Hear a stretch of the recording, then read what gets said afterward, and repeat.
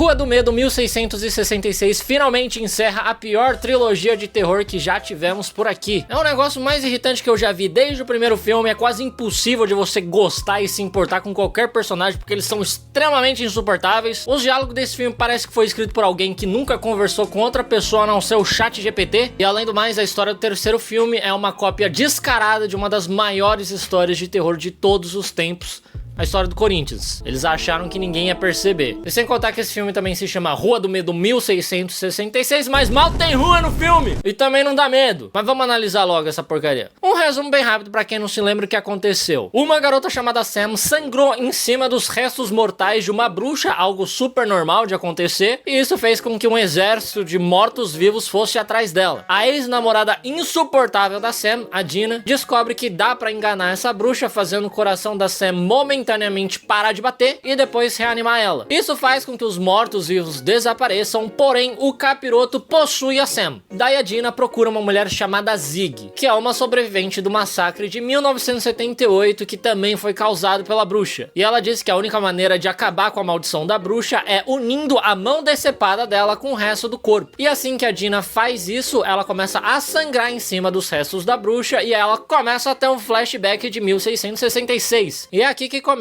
essa bosta. Sarah Fear era uma simples aldeã que morava num pequeno vilarejo chamado Union, composto por colonizadores que vieram da Irlanda e que magicamente não tem um sotaque irlandês. É bem engraçado, porque alguns personagens têm sotaque irlandês, outros não têm, e outros ainda têm e depois esquecem que tem e começam a fazer sotaque americano. Fala uma frase em inglês, por favor. Deixa eu ver.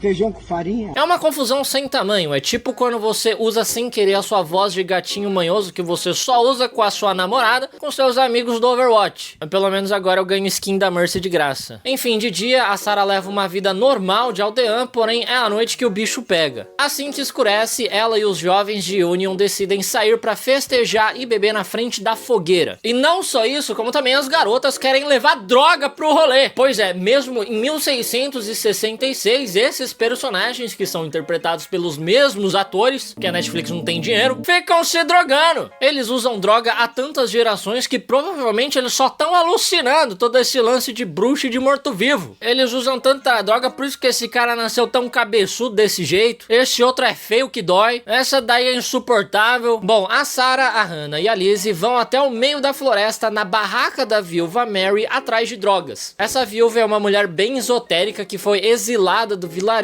porque ela se envolveu com os nativos. Lá dentro elas não encontram ninguém, então elas saem fuçando tudo em busca das frutas alucinógenas que pelo visto elas vieram roubar. Quer dizer, na verdade tudo aí é roubado, né? Eles invadiram essas terras. Daí a Sarah acaba descobrindo que a viúva tem um livro satanista.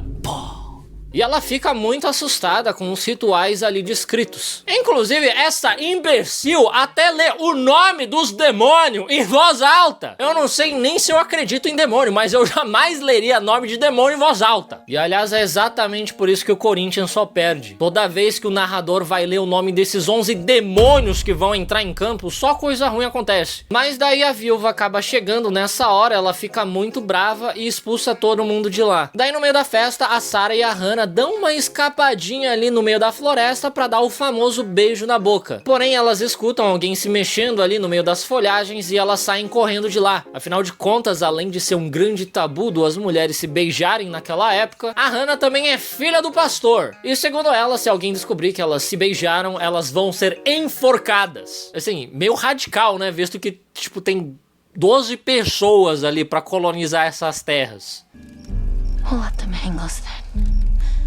E é muito legal que a Sarah decidiu sozinha que ela prefere que as duas sejam enforcadas mesmo. E spoiler, muito cuidado com o que você deseja, hein? No dia seguinte, coisas muito estranhas começam a acontecer. Do nada, todas as comidas estragam, tal qual comida de escola onde o dinheiro é desviado. Encontram um cachorro da Sarah morto no poço, porque pelo visto o Pennywise tá aí também. A porquinha da Sarah, que tinha acabado de dar cria, do nada decide comer todos os filhotes dela. E aí a Sarah vai lá e ela ainda sacrifica Diga, a porca dela. É agora que vocês não vão ter comida mesmo, né, ô inteligente? Mas tudo bem ela ter feito isso também, porque eu não vou negar, isso daí foi muito Corinthians. E o pior de tudo é que o pastor se tranca na igreja com todas as crianças. E quando eles conseguem arrombar a porta, eles encontram todas as crianças mortas e o pastor arrancou fora os seus olhos. Ele também tenta matar a Sarah, mas um homem chamado Solomon Good impede isso, matando o pastor. Após isso, o pânico domina o coração de todos e eles convocam uma reunião. E eles chegam à conclusão que a vila foi amaldiçoada pelo diabo. Alguém trouxe esse diabo pra cá. Alguém cometeu algum tipo de sapecagem que ele amaldiçoou esse lugar. Deixa eu ver se eu entendi. Os caras vieram lá da Irlanda, invadir umas terras que não são deles. Uma mulher deles trouxe até um livro satanista. E aí, de repente, nossa, por que será que todas essas coisas ruins estão acontecendo com a gente? Certamente é porque alguém está colando velcro. Aí um rapaz chamado Caleb diz que viu a Sarah e a Hannah se deitando com o diabo e todo mundo simplesmente acredita. Ninguém exige o menor tipo de prova. Eles estão tipo brincando de cidade dorme. Todos começam a chamá-las de bruxas e pedem pelo enforcamento imediato delas. Elas saem correndo de lá, porém a Hannah decide tropeçar no chão, tal qual todo personagem de filme de terror, e somente ela é capturada. Mais tarde, a Sarah vai visitar escondida ela, usando a tática infalível de jogo de stealth, de jogar uma pedrinha na direção oposta pro guardinha ir lá ver o que aconteceu, e isso realmente funciona. Ele vai atrás da pedra como se ele fosse um shih tzu preso no corpo de um guarda. Daí a Hannah diz pra Sarah fugir sozinha, porque elas nunca vão conseguir provar que elas não são bruxas, e a Sarah tem a seguinte ideia: já que já estão nos chamando de bruxa, eu vou ser bruxa mesmo, eu vou pedir ajuda pro capiroto. A Sarah vai até a barraca da viúva Mary, porém quando ela chega lá, pelo visto alguém já teve a mesma ideia que ela, porque ela encontra a viúva morta,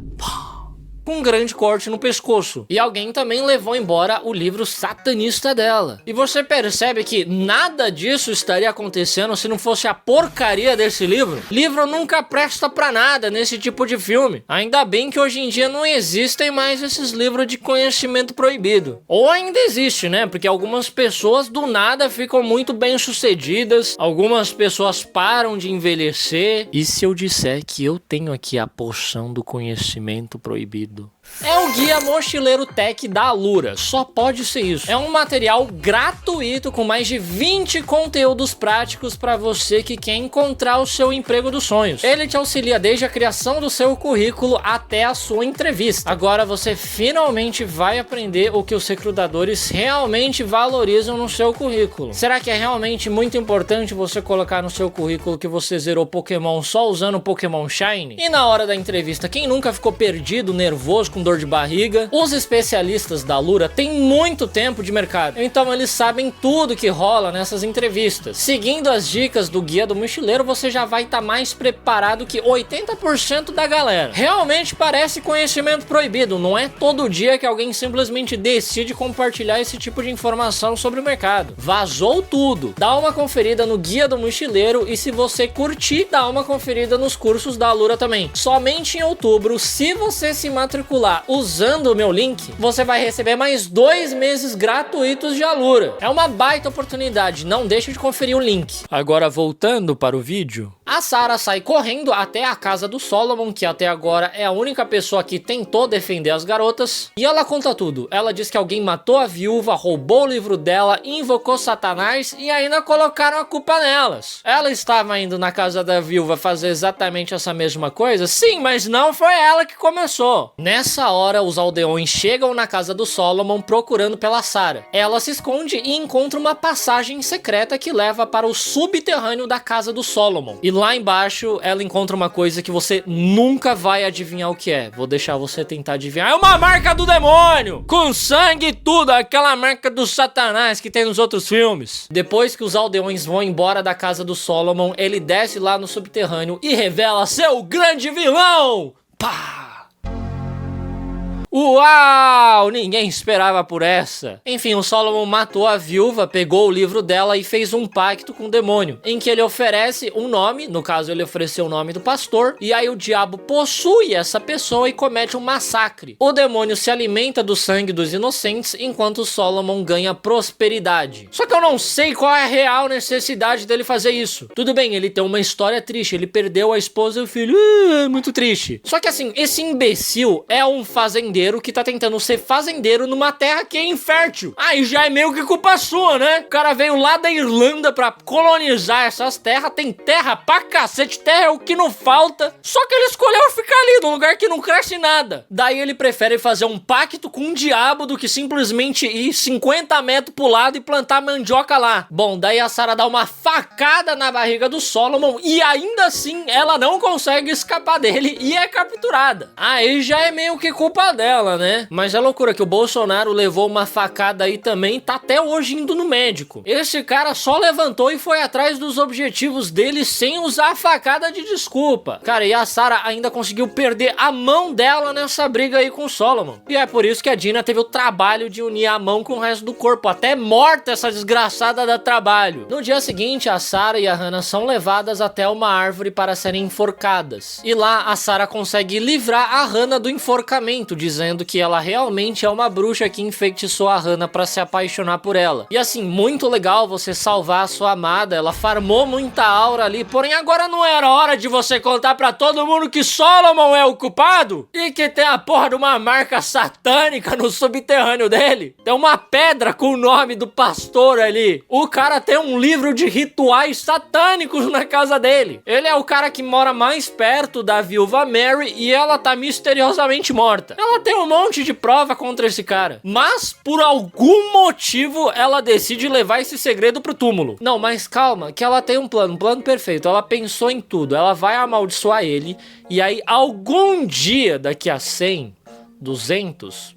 não, mais de 300 anos daqui pra frente, alguém vai descobrir toda a verdade. E aí ela vai ter tido a sua grande vingança. Que bosta de vingança é essa? Que demora mais de 300 anos, o cara não vai estar nem vivo mais. Quem vai se ferrar vai ser o tataraneto dele. Não, cara, porque você vai se ferrar, você vai ter apenas 300 anos de prosperidade e depois tudo vai ruir, cara. Você não vai aproveitar nada desses 300 anos. Você vai ficar com remorso, cara. Ele nunca teve remorso nenhum, a família dele prosperou por 300 anos, super legal. Toda essa saga Rua do Medo só acontece porque essa idiota preferiu farmar a aura do que ter justiça. Daí ela é enforcada e voltamos para o presente, 1994. Depois de ter tido todo esse flashback maluco, a Dina acorda e ela se depara com ninguém mais, ninguém menos que o próprio Nick Good. O delegado de Union, que também é o herdeiro do Solomon Good. A Dina conta para o seu irmão Josh tudo que ela viu nesse flashback, parecendo uma completa maluca, e os dois fogem do Nick roubando a sua viatura. Cara, no primeiro filme eles roubaram uma ambulância e agora um carro de polícia. Será que esse lugar é realmente amaldiçoado ou as pessoas têm que parar de deixar a chave no carro? Daí eles vão até a casa da Zig e contam pra ela que o Nick é o verdadeiro culpado. E ela entra em completo choque, porque em 1978, no acampamento, o Nick foi quem mais ajudou ela a sobreviver. Inclusive esse idiota quase morreu nisso daí. E ele que era o culpado o tempo todo. Bom, mas toda a família dele vem fazendo esse ritual há mais de 300 anos. E aí eles ficam cada vez mais prósperos e por consequência a cidade onde eles moram, Sunnyvale, fica cada vez melhor. E a cidade vizinha onde a Dina mora, Shadyside, fica cada vez pior. Eu só não sei como que eles estão fazendo isso religiosamente há mais de 300 anos e nenhum deles chegou à presidência. O máximo que eles conseguiram é que o irmão do Nick é prefeito de Sunnyvale, uma cidade minúscula. O diabo 100% passou a perna neles. Já pode todo mundo sair de casa porque o malandro e o otário já se encontraram. Bom, e pra acabar de uma vez por todas com toda essa maldição que assola Shadyside, os nossos três heróis decidem simplesmente matar o Nick Good. Eles têm alguma garantia de que a maldição realmente vai acabar se eles matarem o cara? Não. Eles sabem que o Nick não é o único herdeiro vivo do Solomon Good? Sabem, até porque o irmão dele é prefeito de Sunnyvale. E novamente, eles têm alguma garantia de que matar o Nick vai resolver alguma coisa? Não! Mas que mal que pode acontecer depois de você matar um delegado que tem pacto com o diabo, né? Bom, e pra fazer isso, eles procuram a ajuda do Martin. Ele é um rapaz que trabalha no shopping e que foi parar na delegacia por pichação, só que ele não pichou nada. O Nick que pichou e incriminou ele, e esse Martin é o personagem mais tanto faz que eu já vi na minha vida. Ele é um NPC no primeiro filme e não é muito diferente nesse filme também não. Parece que esse cara só tava passando ali na frente na hora que eles começaram a gravar e chamaram: você não quer participar aqui não? E outra coisa que eu tenho que dar destaque são os diálogos desse filme, que são tenebrosos. Eles ficam o tempo todo tentando soltar umas frases de efeito pra soar super descolado, só que é muito vergonhoso. Parece as coisas que eu falava quando eu tinha 11 anos de idade e achava que eu era o Sasuke. Wanna help us kill Sheriff Good? Let me get my coat. Any tips for fighting these things? Yeah. Try not to die. Okay, just because we're weird and smart and different doesn't mean they can feed us through their meat grinder. Daí os nossos heróis vão até o shopping onde está localizada a árvore onde a Sarah foi enforcada, e também é o local do massacre ali do primeiro filme, e também é o local do massacre do acampamento de 1978. Esse shopping é tipo o Osasco Plaza Shopping, só que com menos tragédias. E lá eles preparam uma grande armadilha pro Nick a lá Esqueceram de Mim. Eles até têm tempo de ficar pichando umas mensagens provocativas pro Nick. Ficou fazendo shadezinho. Por isso que eles são de Shady Side. Mandar um shade, pô. E eu tenho minhas dúvidas se eles realmente tinham tempo de fazer tudo isso, porque aqueles mortos-vivos dos outros filmes estão sendo ressuscitados literalmente embaixo deles. A caverna do Solomon, onde tem aquela marca satânica, onde ele fez todo o ritual, tá ali embaixo. Para esses mortos-vivos subirem ali, é uns 5 minutos. E eles estão revivendo agora porque eles querem ir atrás da Dina, porque ela sangrou em cima dos restos da bruxa. Daí tem uns momentos que dá um tanto ódio de quem escreveu esse negócio, porque o Josh entrega uma lanterna pra Dina e ele diz: mas sabe do que você realmente precisa? Cima, cima, baixo, baixo, esquerda, direita, AB Start. É o código da Konami, é o código que te dá vidas extras. Sempre quando eu estou nervoso, eu fico repetindo isso para mim mesmo. Mas vai tomar no seu cu, cara! Que bagulho de código de videogame!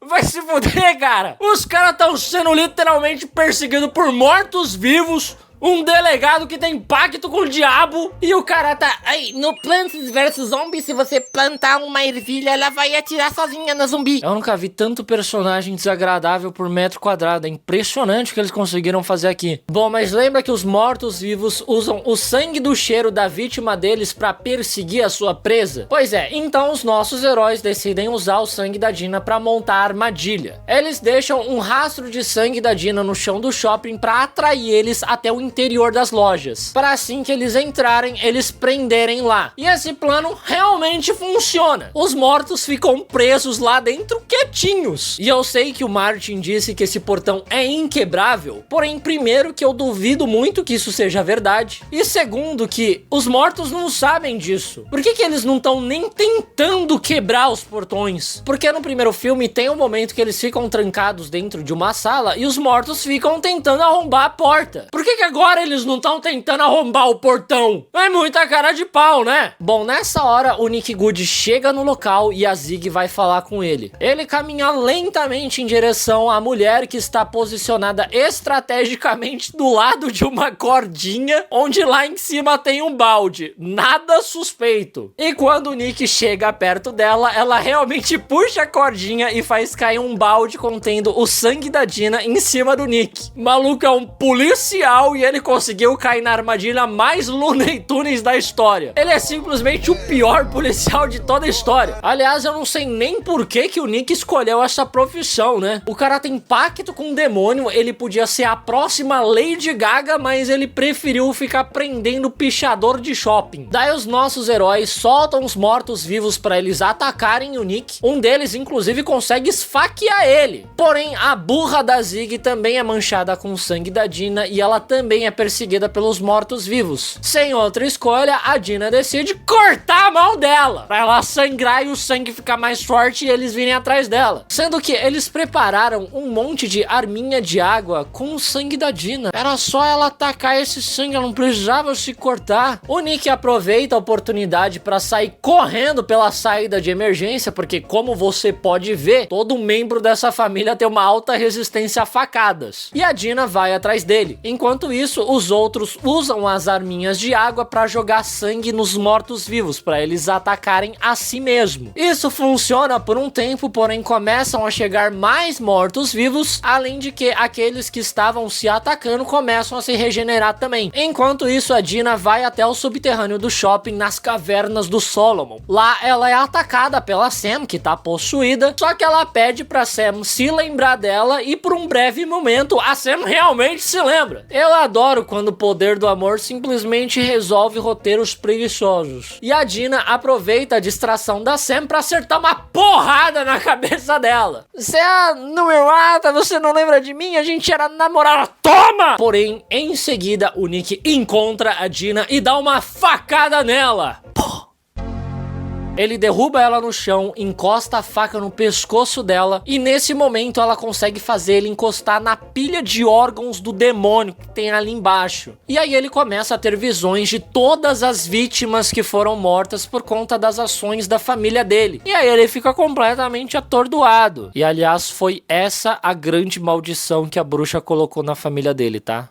Ele alucinar com as mortes que ele causou. A Dina então enfia a faca no olho dele, matando ele na hora. E aí a maldição realmente é desfeita e os mortos-vivos desaparecem. Isso tudo é muito legal, mas como exatamente funciona essa maldição? Porque o Nick Good não é o único Good vivo. O irmão dele tá vivo, o irmão dele é prefeito. Se o único Good que realmente podia manter essa maldição viva era o Nick, essa é a coisa mais idiota que eu já ouvi. Porque ele é um policial, cara. O trabalho dele é arriscar a vida dele. Ele é um delegado que já prendeu vários criminosos perigosos em Shadyside. Shadyside só tem criminoso. O próprio Martin, que o Nick prendeu por pichação, não pensou duas vezes quando chamaram ele pra matar o Nick. O Nick Good realmente era a melhor opção que eles tinham pra manter vivo o pacto com o demônio. Enfim, a Sam acorda, agora não mais possuída pelo demônio, e a Dina revela que a facada nem pegou nela porque ela estava usando um livro como armadura. E eu não sei como o Nick não percebeu isso, né? A sensação de você esfaquear um livro e uma barriga são completamente diferentes. E assim, os livros desse filme só servem pra tirar nossa felicidade, né? A Dina e a Sam saem da caverna deixando pra trás o livro satanista que começou isso tudo. Mesmo a Dina tendo visto todo aquele flashback, visto toda a tragédia que aquilo causou, ela simplesmente larga o livro pra trás. Ela não destrói ele. E aí elas acabam saindo dentro da casa do Nick Good lá em Sunnyvale. E elas ficam chocadas com toda a riqueza que ele conseguiu construir através daquela maldição. E isso é literalmente o mesmo plot do Corinthians que os antigos gestores conseguiram ficar ricos afundando o clube. Bom, mas assim que elas saem da casa do Nick, elas já presenciam um acidente de carro bem na frente delas, indicando que toda a prosperidade de Sunnyvale acabou. E realmente acabou. Inclusive, o Nick Good foi incriminado por todas as mortes recentes que aconteceram em Shadyside, o que não faz o menor sentido. Não tem absolutamente nenhuma prova que conecte ele a esses massacres. A única coisa que existe é o depoimento de alguns jovens que mataram ele, alegando que ele fez um pacto com o demônio. Como que a porra do noticiário tá dizendo que estão surgindo cada vez mais provas de que o Nick é o culpado? A única prova que existe é o flashback que a Dina teve. E ainda no final do filme mostra que alguém pegou o livro de satanismo que tava ali no mesmo lugar que o Nick deixou. Inclusive tem umas faixas de polícia lá. Ou seja, a polícia viu aquele livro ali e não levou pra perícia analisar. E ainda assim eles têm um monte de prova contra o Nick. Enfim, eu nunca vi um filme de terror que está tentando ser minimamente sério tão ruim quanto esse. Então queimem todos os livros e vai Corinthians.